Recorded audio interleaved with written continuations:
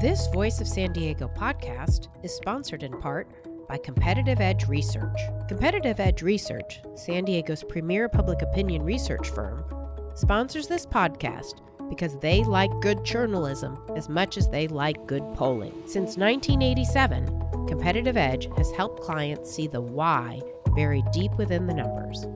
Competitive Edge designs comprehensive research studies, collects bulletproof data, and employs robust analytics so you'll understand why things are the way they are. Competitive Edge. Know what to do.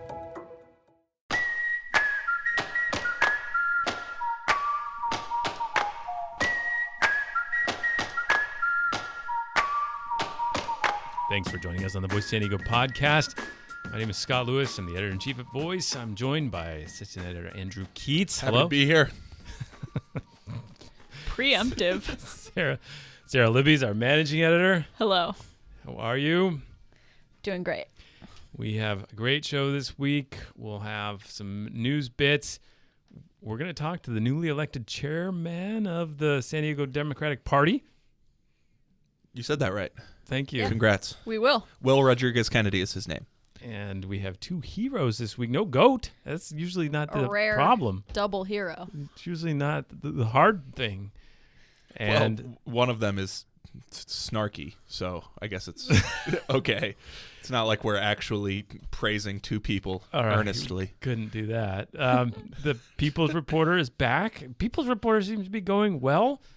You should check it out, Voice of San Diego. Look for the People's Reporter. It's we've got some more answers to your questions. But before all of that, we are going to talk about the most important thing happening this weekend, Super Bowl. And the snacks at the Super Bowl. Specifically the party. Snacks, as I no longer watch the NFL. And So- everyone knows the snacks are more important anyway. So will you just exclusively be watching the snacks? I don't know. I don't know if I'm going to eat snacks and watch SVU. Yeah. You could be like my daughter and just put on. I just think it's important to still eat snacks. You could I just- might watch it. You could put on headphones like the kids do now and just watch your iPad. I mean, I might just watch it. Yeah, right? Because, I want to see the commercials. I want to eat the snacks. I want to know all the things. It's Sarah- not that important to register your dissent anyway. You know? It's not. Yeah, it's fine. Sarah, It's important to me, but Right, That's but no the one else. only way. No one else is holding doesn't you matter in accountable to any this. way. Right. Yes. Exactly. Sara Libby has cultivated a reputation as a snack connoisseur, as a master of snacks. Do they offer that at University of San Diego yet? Master of Snacks? they don't. Okay. Because I haven't created the program Right. yet. Well, it's called culinary school. Okay. They have Sarah? it. It's a major within. Sarah, what will you be looking for in snacks? So I feel like my number one snack might be a little controversial, only because at first glance it is so simple and basic. What, Fritos? It is Ruffles and onion dip is unquestionably the best snack. Certainly there are fancier, more elaborate snacks. Yeah. But Ruffles and onion dip is the best snack there is. Now, do you make agree it or with just the jar? I go jar. I've made it before and it's delicious, but it's 600 times more work for the same result. Mm-hmm. Yeah, I believe that. Yeah. Andy, do you have a choice? Yeah, I'm gonna duplicate Sarah, but I think it's okay. Just dip generally. Yes. Yeah. Just any amount of dip, and I want there to be two to four options yeah. of dips, and That's I want important. 2 to 4 options of dipping items. Mhm. So I want there to be a toasted baguette. I want there to be some Ruffles. I want there to be some crackers that are appropriate for dipping. Celery would be fine. I'd like spinach and artichoke dip. Yeah. If I was in Maryland, I would want Some guac. crab dip, Yeah, which crab is dip. the king of all dips.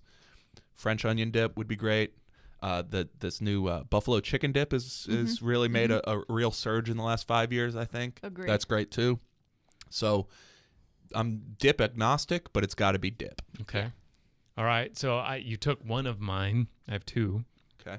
One is the We all like dip. spinach dip. Yeah, Yeah. it's great. Now I'm going to put a variation on that, the spinach dip within the bread bowl Yeah, that's good. with the chunks of bread to dip in. Yeah, that's fine. Absolutely. Because pita chips and stuff, I'm not into that. Yeah. And I They're don't know worse. that spinach They're dip. fine. Spinach dip doesn't really work well with like carrots, in my opinion. Correct. That's all true, but like towards the end of the night, Yeah. when all the ruffles are gone, You just use the your bread's finger? gone, I'll go for a pita chip. That's fine. I'm not Sure. above it. I still want the dip, The and I se- got to get it in my mouth. The second one I want to talk about is I just really think that I know it's really popular, but I just want to give it its due, which is queso. Yeah. That's a dip. Queso's great. It's a dip. Yeah. And 7-layer dip, also a dip. It's fine. These are all dips that I want. Queso is better than 7-layer dip. No question. I agree. But I want them both there We on have the a table. friend. We have a friend that makes queso with a sausage, and it's a little much. Oh. Pretty good though. I don't want to see solid food on Sunday. That's fair. Just everything in about a chunks, though? gelatinous state with chunks in it. Oh god. With some sort of Some conveyance material. Yeah, it's fine. All right. I wanted to talk about something else. Barbara Bree, candidate for mayor. She's in full campaign mode. Mm-hmm. She tweeted the other night, she said, "I'm proud that I was the first elected official and key leader in the effort to defeat Soccer City and pass SESU West." Okay, first one. That checks out. She was, I think. First elected, I think. Yeah. Or certainly there might have been somebody who was technically first. She can rightly claim the mantle on that. All right, I the agree. second claim, though, I find a little more specious. I helped lead the council to a legislative victory to regulate STR, short-term vacation rentals. So I actually really like the last sentence here. this is not over. And I will discuss this further a little later. A little later. It's just like, anyway, signing off for now. Check back later for more of my thoughts. Legislative victory. Is that like a moral victory? Because no, it's not. It's like It's very different. legislative victory. So she's saying, yeah, they passed something. I just want to clarify. It was thrown out without a fight. Legislatively. Yes. Literally. They as the same legislative body that passed this victory undid the victory. Yes. It was never implemented. At no point ever. And it was so We are the same situation we have been in since the advent of this STR problem. which is garbage fire. Despite 637 tries. Lots of tries. Lots of legislative failures, including an undone legislative victory. So she was the first to get an affirmative vote, I guess, that was undone later. Yes. Yeah. I mean, I guess it's kind of like, well, it doesn't seem fair that we passed this thing and for that 6-month period we were victorious. Not even 6 months. Wasn't it like 4? It was within the 90 days they I collected guess the it seat. had to have been in the yeah, so it's 4 months. It's just Yeah, like but again, during those Yeah, 4 months. it's just like we're going to have this nothing happened. conversation. That's true too. I don't know. Well, congrats on her legislative victory. I'm sorry, I kid Barbara, but don't do that. All right, and this is something I've been thinking about a lot. The Ocean Beach Pier is still closed after the January 18th big waves and super high tide. I've been checking around. City officials have no timeline for when it might be repaired. It could be a while. They may have to shoot the 4th of July fireworks off of the next highest thing in OB, which is my friend Ernie. What? That is horrible. You're fired. You're off the show. We're not doing that. That was good. That was I'm so angry. I'm so mad. Good content. You even put the punchline on the next page of our notes here, so I didn't know where this was going. You could read the script. God. Is the date 1/18 burned into your mind like 9/11? A day that will live in infamy. So the Ocean Beach Pier is very important to me. It's very important to literally hundreds of thousands of people who visit it. It's a bunch of Tens of people. Hundreds of fishermen every day, fisher people every day go out there, catch their dinners. Okay. Stop. And I jump off it every year with the junior lifeguards. It's very special to me, and nobody seems to care. And you guys are making fun of me for caring about it. So it's closed. I'm not making fun of you for caring about it. Let's be clear. It was damaged not yet 2 weeks ago. It will cost in the millions of dollars to fix. It's just unreasonable to be too absurdly angry about it right now. I'm not angry about it. I'm worried that it's going to be wrapped up in some coastal commission, bureaucratic, structural engineer, like, well, we got to rebuild the whole thing. It's never going to open again type of situation. I'm not mad. I'm not mad. I'm worried about this thing I like, this landmark. It's fine to be worried about a thing you like. That's Maybe I am usurping Andy. But No, that's right. It seems the opposite is likeliest to be true, which is that it's an easy, visible victory for city leaders. This is a thing we got done. It is beloved. We kept it alive. Photo op, balloons. Somehow there will be a ribbon cutting with novelty scissors. I'm with Sarah. In the meantime, there's not going to be any junior lifeguard jumps. There's not going to be the 4th of July similar fireworks. It's worrying. I love this thing. So if you're listening and you're in the mayor's office or Jen Campbell's office, I care about this. I'm going to be following it. I'm worried. Andy's not. He doesn't care. He thinks I'm an idiot. If anyone else was bringing this up, these guys would both be like, "You're right. Let's really rally behind this." But I'm doing it. But fair? It's not unfair.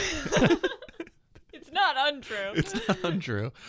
Look, I think it is a major landmark. They should fix it. I don't have any real fear that they won't. In fact, this is the type of thing that I think the city has a track record of reacting to very quickly. All right, we'll see. So I was out there surfing the other day, and I saw the extent. It's not just that section that came up.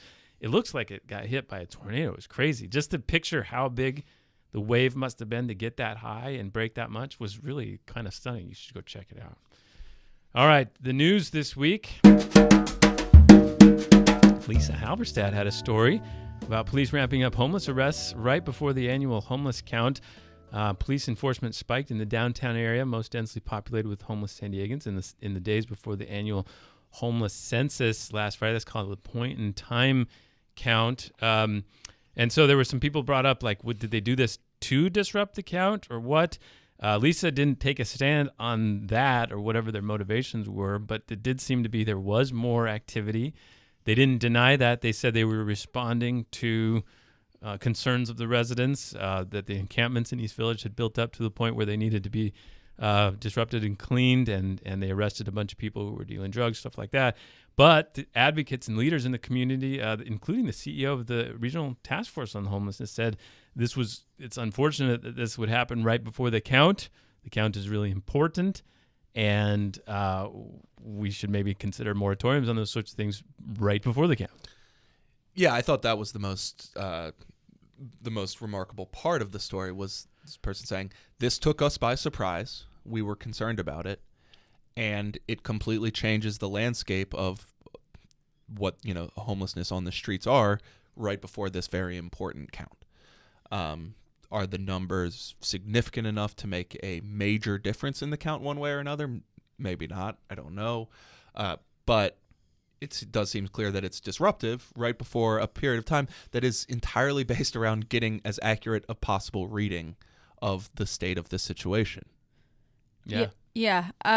So they did arrest 62 people, and you can certainly say that's not maybe a significant number, but keep in mind that there will also be other people impacted by this, people who maybe saw that police were coming and moved in advance. And so a lot of people pointed to that being a really small and insignificant number, but there were almost certainly more people who, changed their behavior or got out of the area, relocated in advance because of that.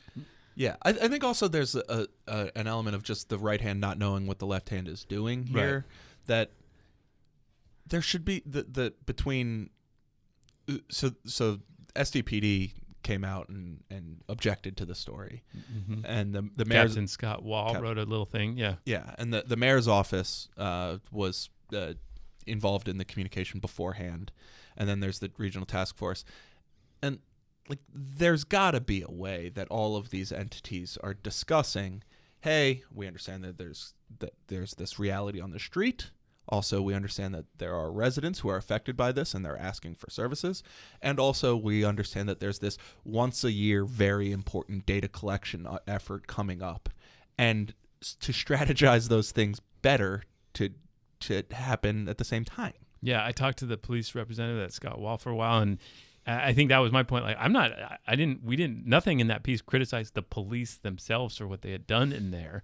And I don't think he should be the one that's defensive about that. Yes. It's the question of people probably above him in rank or in the city's administration who made the decision to keep doing that sort of thing, even in the midst of the count. And it's an awkward timing that we didn't. It's not my fault.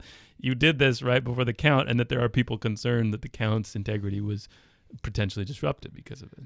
Yeah, I guess I'll be the one to throw this up.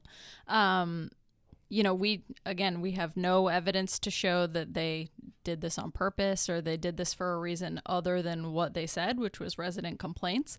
That being said, a few years ago, they also said that they installed a bunch of homeless rocks to deter homeless citizens because of resident complaints.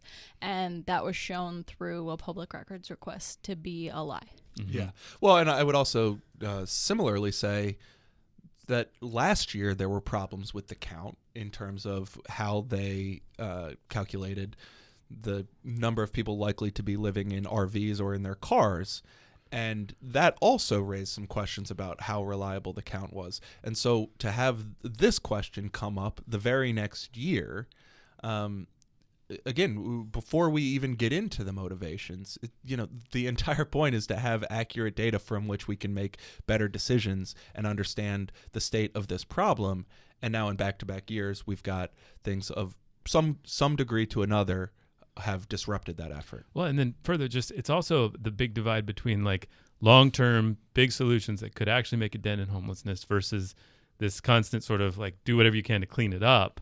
Yeah. And this is where that really crosses that those two competing priorities, and at some point they should have decided which took precedent: clean it up, or really focus on the long-term issues and the numbers. All right, this week the County Board of Supervisors voted on something we've been watching for a while now. County Supervisor Diane Jacob is casting blame on the federal government. It's a plan to temporarily house migrants in downtown San Diego is approved. The family courthouse complex here on 6th Avenue will house this temporary migrant shelter after the current shelter shuts down. The Board of Supervisors voted to lease an old courthouse to Jewish Family Service, who will move its shelter there for migrants. Passes with Supervisor Desmond voting no, all other supervisors being present and voting aye.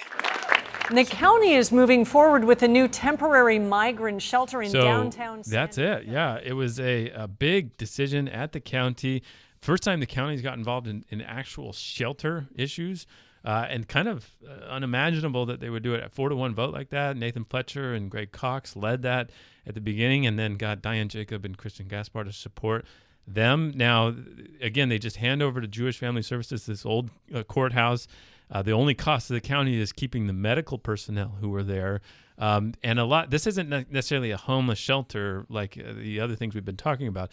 A lot of these folks who are asylum seekers have been dropped off by the federal government in San Diego. They've stopped sort of helping them connect to people who might help them find places to live around the country. They've just been dropping them off.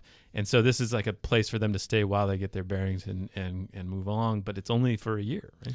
Yeah, so to underline what you're saying there, it is easy to conflate this with some of the issues we deal with homeless shelters, but many, maybe most of these people have a place to go. They are not Yes. They are not destined to be homeless long term. They have a place to go. They just need a temporary location to be until they move to Charlotte or Houston or they need wherever to they're figure headed. out the logistics. They've got to get bus passes. They've got to acquire an airline ticket. Yeah, this is San Diego especially is a very transitory place as far as as far as migrants are concerned. They are largely going to other places. This is a stop on the way for them. But another big headline that came out of the meeting was this one. It was about this policy that the federal government has been taking of just dropping these folks off. Again, they used to help them get their bearings and move along after they made their case for asylum, their first initial case. Diane Jacobs, supervisor from the East County, made this point that really caught our eye. because of that, I plan to place an item on our next closed session agenda to explore litigation against the federal government related to this particular crisis and its impact on San Diego County, with the full intent, twofold, to get the federal government to do its job in this area, and secondly, though, to reimburse the county and all of the other entities that have put money out on an issue that is a federal responsibility. Kind of a fascinating development, right? Like, we went from the county, 5-6 months ago, joining the Trump administration in its lawsuit against the state of California for the new laws that it put in place for how government law enforcement agencies can cooperate with the federal government immigration agents. And now they're potentially joining or starting a lawsuit against the Trump administration for a different immigration issue. Yeah, it's fascinating. And, she talks about the impact on San Diego County, but one point that Maya Sue Christian, our border reporter, has brought up is that, if this litigation were to go forward, I guess that's probably a big if, but if it did, it would likely have an impact on communities on the border all over the country, in Texas and in Arizona, because they're dealing with these same issues. And some places in Texas are, even more inundated than San Diego is. Yeah. Also, to put this comment in context, Diane Jacob just is an interesting person in that she's not a squishy Republican. She's very solidly a Republican, but she is a bit of a wild card on certain things. For instance, she's kind of always been seen as having an oppositional stance towards SDG&E and SEMPRA, despite their relatively comfortable relationship with traditionally aligned Republican groups like the Chamber of Commerce. She also was more willing than some of her Republican colleagues last year to buck, or 2 years ago at this point, to buck Sandag's leadership around that scandal as was coming forward. So it's just an interesting thing to see somebody who is talking about suing the federal government that is led by the leader of her own party. Yeah, it is fascinating to watch. In the second half of the show, if you're on the podcast, we'll be talking with the new chair of the San Diego County Democratic Party. That's Will Rodriguez Kennedy. And we'll also have a new People's Reporter, so stick with us. Voice of San Diego podcasts are sponsored in part by the Museum of Photographic Arts. Join the conversation at the Human Rights Watch Film Festival, January 31st through February 2nd at the Museum of Photographic Arts. Be inspired by powerful films and discussions on human rights issues from around the world.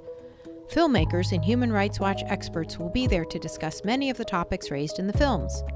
Visit mopa.org/HRWFF for information. As a nonprofit news organization, Voice of San Diego depends on our members and sponsors. If you'd like to become a sponsor, contact us at development@voiceofsandiego.org.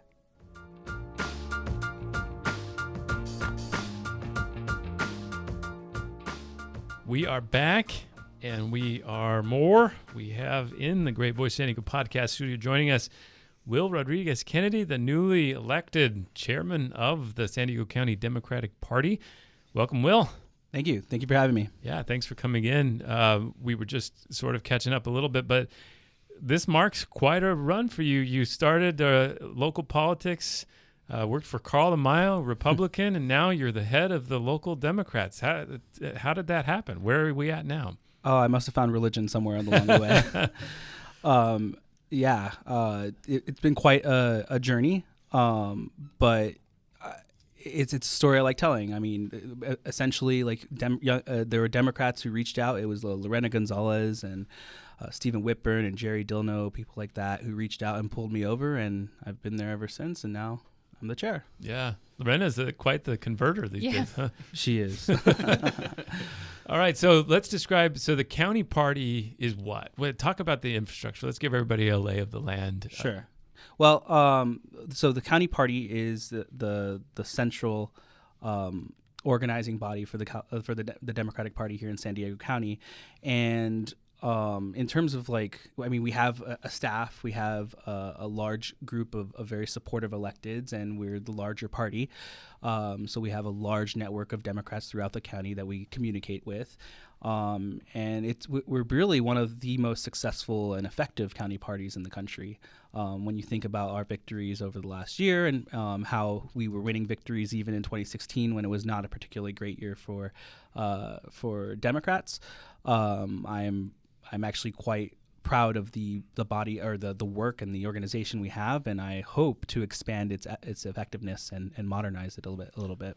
One thing that's kind of a novelty for the party relative to the Republican Party is this network of clubs and affinity groups that make up sort of the skeleton of the party around the county. Sure. How does that system work, and how does it funnel up basically to the central committee? Sure. I mean, the Democratic clubs in this party, they're basically they're the line, the grassroots. Like, they're really invested in or embedded into their communities, and you'll find that there are basically two types: the ones that are geographically situated, and the ones who are diversity situated. So like the club I am still president of, the Dems for Equality, is a diversity club that caters to the LGBT community. And the way it works is that these communities, they're able to organize on either identity issues or issues that are hyper local, like relative Claremont Democratic Club, the Point Loma Democratic Club, etc. Right. And that allows for us to have these basically capacity building areas, infrastructure on the ground to engage our voters and our activists over the year, and some of them are quite big and are quite active. Yeah. And so then one other the relationship with elected officials in the party apparatus, they, as long as they run for partisan office, they have a permanent seat and a voting and a vote on the board. Yeah, partisan elected officials. So. State Assembly, Senate, and Congress, or if they're higher than that and they live in San Diego County, do have an ex officio seat because of the state election code. Okay, one more just lay of the land question. So the membership of the committee is, we talked about those elected officials. There was also recently a lot of caucuses to decide on delegates. Now, how does that differ from the votes that actually occur on election day? So those caucuses, it's sort of complicated, I have to admit. In terms of what members comprise the Central Committee, there are ballot elected members who are elected in primaries, and they're elected by Assembly District. And then those caucuses you're talking about are the Assembly District election meetings. Now, those delegates are actually members of the California State Democratic Party body, but each one of those assembly districts actually elect what we call a California Democratic Party e-board member. And that member is an ex officio member of the Central Committee and therefore vote on our elections. And so you won the election of all of these members of the voting group of the Central Committee for the county party. Yes, exactly. All right, fair enough. Sarah? Yeah, so you mentioned that you were proud of how the party has fared in terms of election wins in 2016. In the run-up to the latest election, iNewsSource did a story about the gas tax repeal effort, and it was kind of focused on how the San Diego County Republican Party had really led that push as a statewide policy issue. Where do you think the county party stands in terms of driving policy and ideology statewide?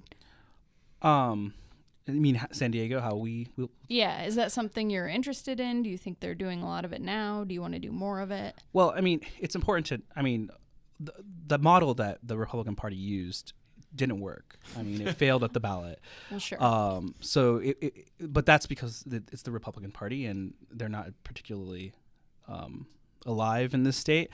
But the reality is that what the county party should be focusing on, and where we can be a model, is that we can start investing our time and our energy in hyper-local issues and getting deeper into our communities. There's been some divides among our party, particularly among the presidential election of 2016, and and so there's a lot of work to do in order to sort of continue and unify our party in terms of the ideological differences. But I do suspect that what you will see from the San Diego County Democratic Party is that we will lean in on policy issues more than the previous county parties have. I do have interest, and I ran on the goal of organizing on local issues, as a party should be. All politics is local. And so you will see a Democratic Party that is more united and who will push our elected officials who are forming majorities on various city councils across the county and start leaning in on some of the issues of the day, from housing to homelessness to whatever comes up. So in 2018 now, it was a great year for Democrats here in San Diego County. Yes, it was. But it was interesting in that it was all good for Democrats, but there was some Democrat races that went against the party endorsement. So Monica Montgomery defeated Myrtle Cole, Vivian Moreno defeated Antonio Martinez. So they're both of those people are still Democrats. So it didn't hurt the party necessarily, but it did open up a question about whether the party itself was perfectly in tune with where voters in the county were.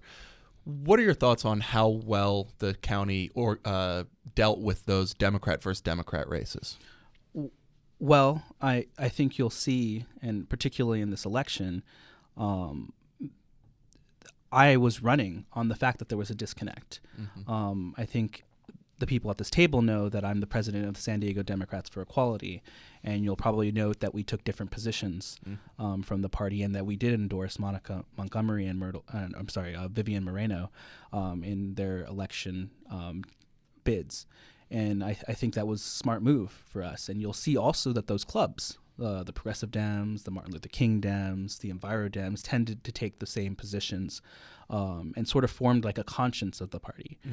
And Monica Montgomery and Vivian Moreno were both heavily invested in my election to chair, where some of the other electeds were not. And so in many ways, my election is a representation of that we as a party need to do better to invest and listen and embed into our communities and remind people that we are the party of the people, of working people and working families in San Diego. And I suspect that my election is sort of a telltale sign that that's what we're going to do. Do you have a diagnosis of why that wasn't happening or how the party got away from that sort of thing? I would say that we have a lot. We just haven't listened as well as we could have to the community. I mean, there was a lot of reporting that was done about basically. I mean, everyone on the ground could see that there was some discontent with the council member in District 4, and there is a tendency in parties to put a preference and sort of to weight our decisions based on personal relationships, and that's how party politics sort of works. That's how people work. And so now I think what we have to do is start objectively looking at issues and start being better at holding our electeds accountable, and also to invest in year-round community engagement so that we're getting that intelligence. We're getting that information to the Central Committee, and so that we can make decisions as a Central Committee that are more in tune with the communities, because otherwise we'll lose elections that we shouldn't be losing.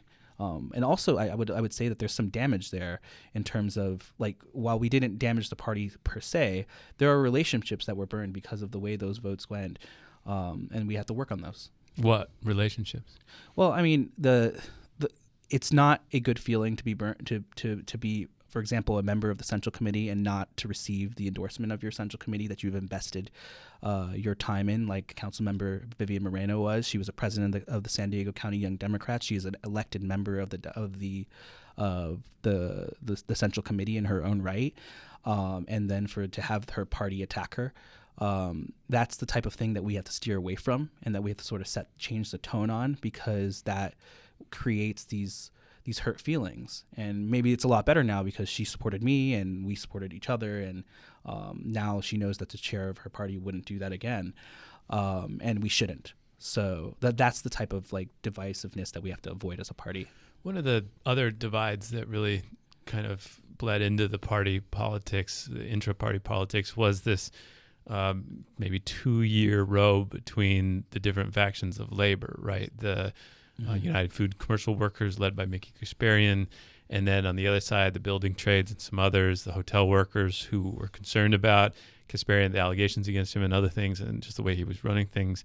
And that got to be such a big chasm that obviously they broke alliances there, but it also spilled into the party. Yes. Where is that at now? And is that all repaired? Everybody good? Or well, we have work to do to make sure that we have the policies in place to make sure that we address these types of complaints against our members. The major conflict was that Mickey Kasparian was an alternate on our central committee, and there was no process by which to disassociate with him within our rules. Oh, at all? Yeah, there was no, and we didn't, and because of the vitriol in the conflict, there was no real way to because in order to amend the bylaws, you require 2/3 majority. So you get a certain number of people to block anything, and it's difficult to make progress there. But I have campaigned on actually, first of all, addressing that policy and making sure that we have the ability to suspend or disassociate when there are things that come up with our members, or if there are accusations or allegations. But also we have to work on the safety of our party. We have had a lot of people who feel, and this is really general in workplaces in general, but because of the Me Too movement, we've had a lot of people who feel that there's some toxicity, and that there's still like the tendencies for sexual harassment and things like that in our workplaces. So we have to make sure, and since that was all linked to Mr. Kasparian, we have to make sure that we make people feel safe, and that they know that like if someone, that they can come to us and we can protect the integrity of survivors, which is another thing I dealt with at the state party. And you are also, like you said, the leader of the San Diego Dems for Equality, right? Yes. And are you going to remain that? No. Okay. My Vice President Ryan Tribuco will take over as president. Okay.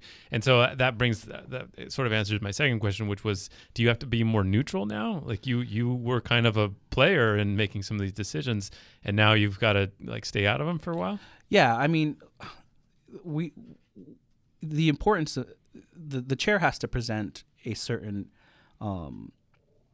appearance of impartiality and fairness and transparency at the Central Committee when they're convening and facilitating these conversations. Now, there are some races, because I'm still the president of the California Young Democrats, on the partisan races I can actually lean in on.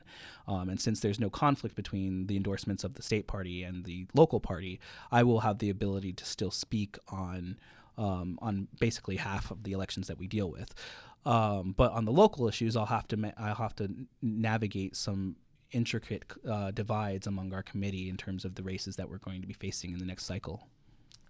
So on that next cycle, the mayor's race obviously is always really captures a lot of attention in San Diego.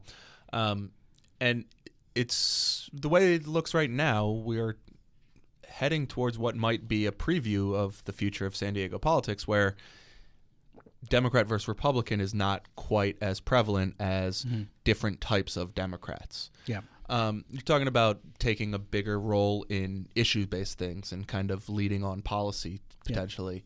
Yeah. Where do you see whether, as the Democrats become a much more substantive block of the voting public in San Diego, that the county party will start to have to litigate some of these issues between people who are both Democrats but might come at different questions from very different perspectives? Yeah, I mean, the reality is that as our party grows in success, we're going to have more of these Dem on Dem races. That's just going to happen. And as a result of that, we're going to have to make decisions among our own.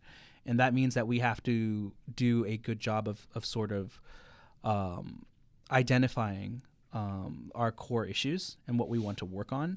And then also making sure that we're smarter in terms of how we strategically engage on these races. So that means that we're going to have to work on setting maybe a set of maybe a county platform, which we don't have, to see how we judge our endorsements. But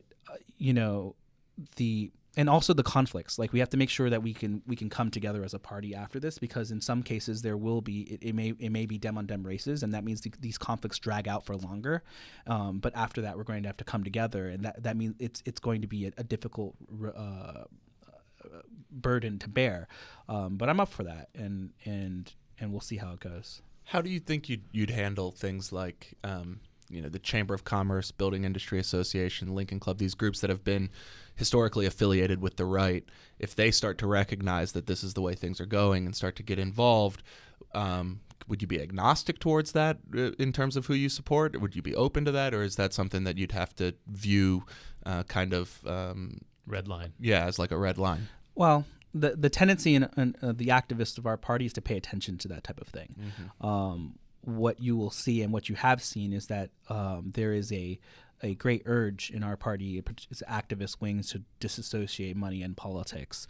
But while that is part of the system that we operate in, we'll have to watch the types of support that our electeds get and our candidates get, and that may very well weigh in on our decisions.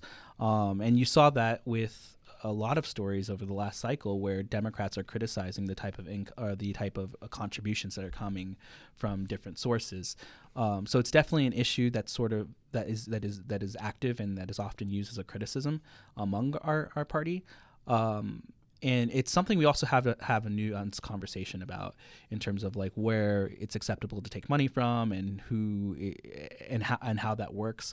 There's sort of there are some who are just like, oh, you can't take corporate money at all. You can't take any type of money from special interests. But then when you think about it, like there are special interests that are aligned with our party. Like if you're taking the poli-sci definition, labor is a special interest, or the LGBT community. So we have to have a more nuanced conversation about it. San Diego Dems for Equality endorsed Sunday Gover in her race against Brian Mainshine, and you worked to try and help get her elected. So what's your reaction to her opponent, Brian Mainshine, being a member of the team now? Well, welcome to the big tent party. I identify with his struggle. I think he's a little late to the party, but I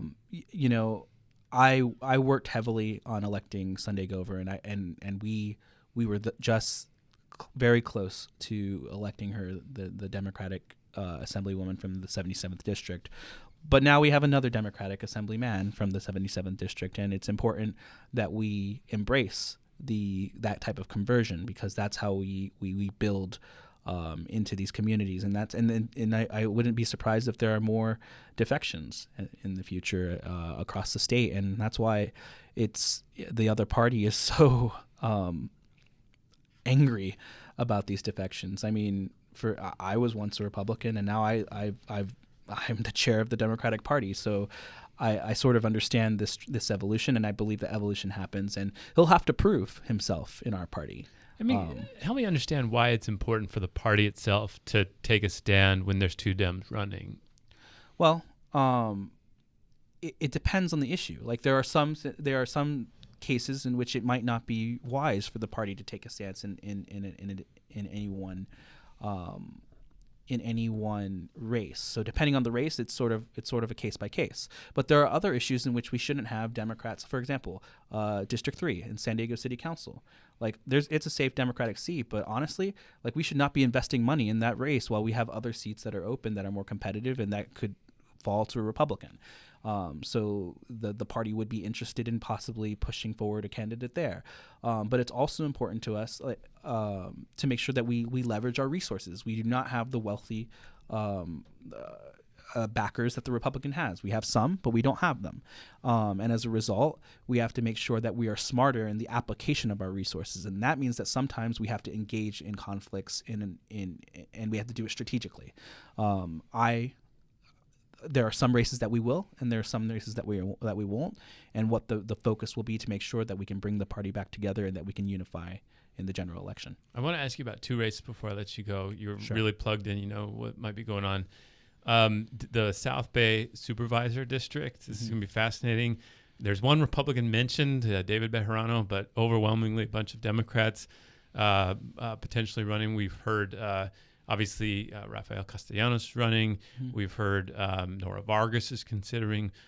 We've heard, obviously, David Alvarez. He already raised money for that, but he hasn't said he's in totally. And then there's Ben Weiss, the state senator.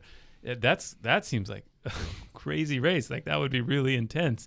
Have you heard any more about any others that might get in, or is that the field that's kind of coming together? That looks like the field that's coming together. I have. There was a point when I heard Marty Emerald was interested. Yeah, that's what I was then wondering. she had. I've also heard that she is pulled out of that. It's going to be an interesting race because there are a lot of really good Democrats in that race. So, and the party will probably rate some of these races strategically critical because we're going to be playing for the majority of the County Board of Supervisors in 2020.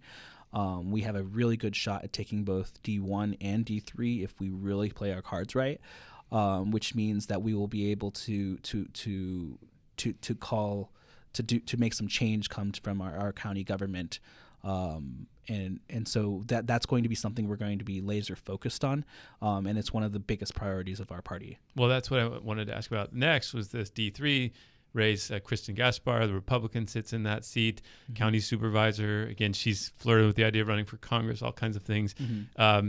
Whether she runs or not, who are the Dems that might be lining up for that? I've heard, obviously, Tamara Reamer. Tara Lawson Reamer. That's right, Tara Reamer. Anybody else that comes to mind?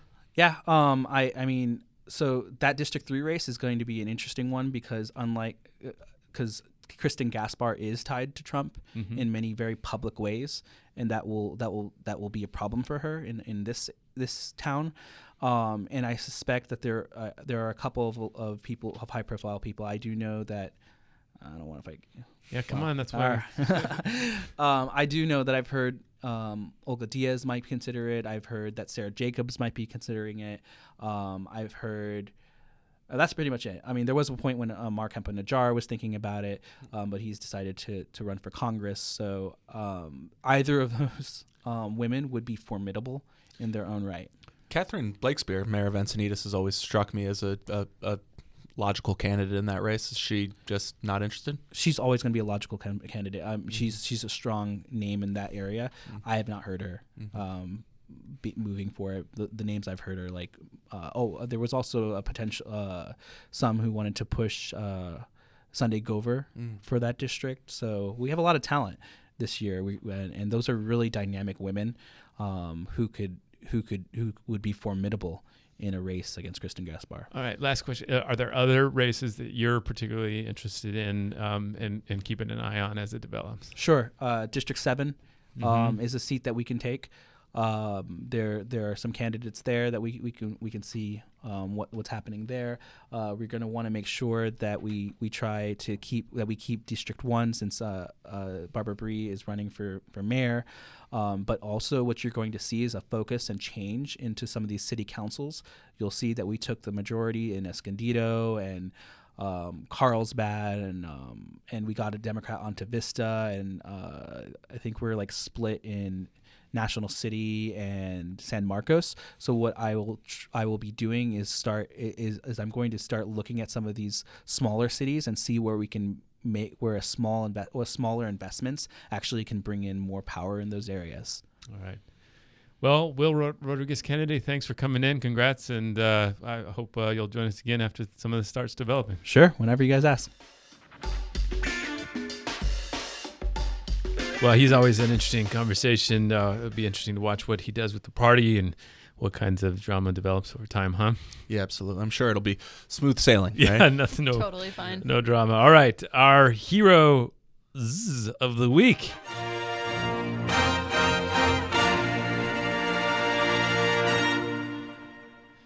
So we have a running sort of theory that there are a lot of statewide elected people who don't know that San Diego exists. Correct.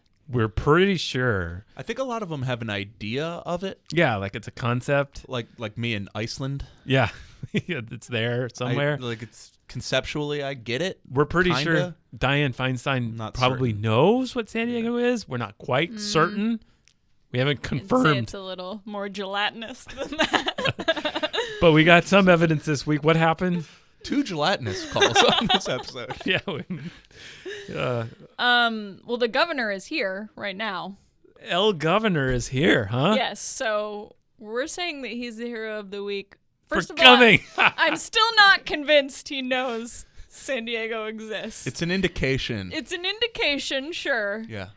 You never know. He could have like taken a nap and just woken up in a place, and Look, he's like, "Oh, here's a."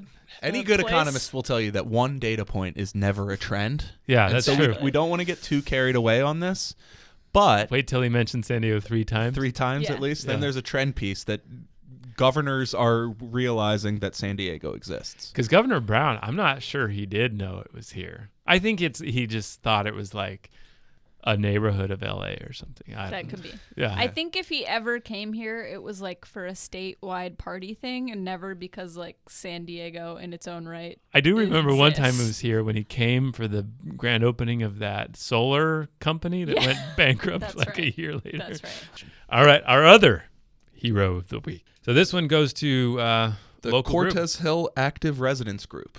Okay. The Cortez Hill Active Residence Group, when it was clear that the county was going to be voting on this question of turning this old abandoned county courthouse into a temporary migrant shelter, they submitted a letter to the board advocating to support their support for this decision. They actively asked to please put this migrant shelter into their backyard.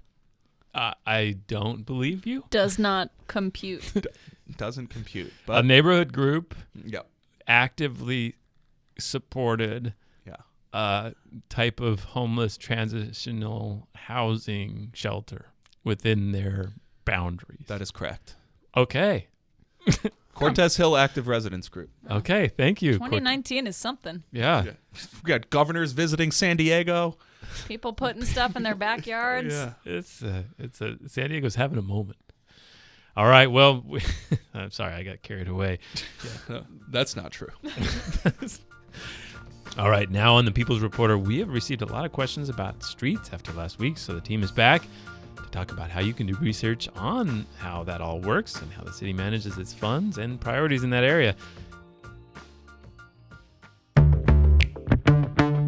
Welcome to the People's Reporter, a Voice of San Diego feature where we gather questions from listeners like you, then answer those questions. I'm Lisa Halberstadt. And I'm Nate John. Last week, we answered a question from Mitch, who lives in Mission Hills. He wanted to know how the city of San Diego prioritizes street repairs, so why some streets are getting fixed, but others aren't. You can check that one out on our website if you haven't seen it yet. And we got lots of really good questions and feedback from readers and listeners because of that story. I was actually really impressed how many people wrote in about streets. And the most common response, perhaps unsurprisingly, was, hey, what about my streets? Like the ones I drive on all the time. We had folks from the college area. My name is Dan McCready, and I live on 55th Street off El Cajon Boulevard. Southeastern San Diego. Hi, my name is Susanna, and I'm calling in about the roads on 28th Street, south of 94. And Pacific Beach. So the question is, how can folks like Dan and Susanna and you listening right now, how can you find out what's up with the street projects in your neighborhood? Luckily, people like Lisa Halverstadt exist in the world. This is what I exist for. I checked in with the city spokesman who offered a few options for us. First, if you've got a project you want done, put in a request through the city's Get It Done app. That's on the city's website, and it's a phone app too. So if I have a bunch of potholes that I drive over every day, which I do, I can just use this app and just file a complaint there? Exactly. Okay. So what about the things that aren't getting done, like the potholes I drive over every day? Because clearly people are asking about those streets. They're asking us because they feel they're just not getting enough attention from the city. Right. So go to the city's homepage and you'll notice a Get It Done drop-down menu. Right. Kind of like in the middle of the page. Yep. And click on Find. And then on construction project information. Okay. And then you can look up whether there are other projects in your area that could be holding up the repair process. Okay, so that's pretty actually easy to find for a government website. It was in the middle there.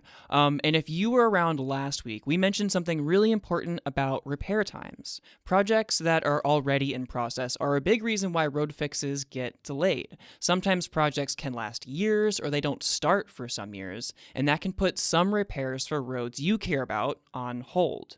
So this is where you can check on those projects, this website here, and that can tell you when things could actually get done. And just real quick, we'll be sure to put these resources in our show notes, so don't worry there. So you're probably wondering, what if the project information site gets you nowhere? That's exactly what I was wondering. Yeah. And what if it doesn't quite answer your question? My source at the city recommends calling your city council person's office and asking them to help you get to the bottom of things. Okay, so Georgette Gomez is my city council representative. Does that mean if I really want some answers, I just call her office directly? Just say, like, what's up with those streets? That's what she gets paid for. Okay, cool. And if that doesn't help, people, of course, are free to bug us. We are your other resource, your friends here at Voice of San Diego. Yep, that's what we live for. Especially Lisa. It's true. So, we got another good question related to all of this. This one came from Todd Madison. He is in Oceanside. And what I'm wondering is how much does the city spend annually on road repair, including pension costs, and how many repairs are done or potholes filled for that? Thanks. So that's a good question. It's not just about how much people care about streets. Obviously, we all want to drive on nice streets. Everything costs money. So how much is the city actually spending on this, Lisa? So the last couple years, the city's budgeted more than $70 million a year for road repairs. Okay. But that doesn't include what it's spending on potholes. I'm still waiting on the city to share that dollar figure with me. Oh, so I guess kind of interesting. They have different budget line items for potholes versus other types of street repairs. They sure do. Even though I think of them kind of as like the same thing. Yeah. Okay. And also about Todd's pension question. The city tells me most workers who handle road repairs are contractors, so they don't receive city pensions. Folks who do fill potholes do receive pensions, but it would take quite a while to calculate how much is being spent on their pensions specifically. That's so much pension stuff, but important because pensions are important. Okay, so that's kind of tricky. So what about actual repairs? So last year, the city repaired more than 300 miles of streets. And the couple years before that, it repaved or fixed more than 260 miles of streets. And about those potholes, a city spokesman said the city patched up more than 30,000 potholes last year. That's more than I expected, actually. 30,000 potholes in 1 year. Yeah. Okay. And so you probably are also wondering, how is the city paying for all these repairs, right? Yes, that's a lot of money. You know, how exactly? Well, SB1, that new gas tax, is helping the city pay for more repairs. The city spokesman that I mentioned said the city expects to get $23 million in gas tax dollars this year. Okay, so that's an extra $23 million for roads, which is really good. How else does the city pay for these repairs? Because we just listed a lot of repairs. Yeah. Well, in addition to that SB1 money, the city's relying on other gas tax money that it's gotten for many, many more years, excavation fees from utilities, and cash from that Transnet ballot measure that voters first approved 30 years ago. So road money gets pulled in from quite a few places. And again, anyone can go to the city's website, that's sandiego.gov, or the site that we referenced last week, that's streets.sandiego.gov, and you can figure out what's going on with your streets. Right, go check it out. Okay, so listeners, we know you've got questions. We've been getting them a lot, actually. Still, we're super impressed with all the questions we're getting. You can send yours our way as well. We will choose the best ones, then ask you to vote for your favorites. Then we'll investigate and share what we learned. So if you want to suggest a question, go to voiceofsandiego.org/peoplesreporter. And your question could be featured on an upcoming episode. We might talk about what you asked and get an answer for you.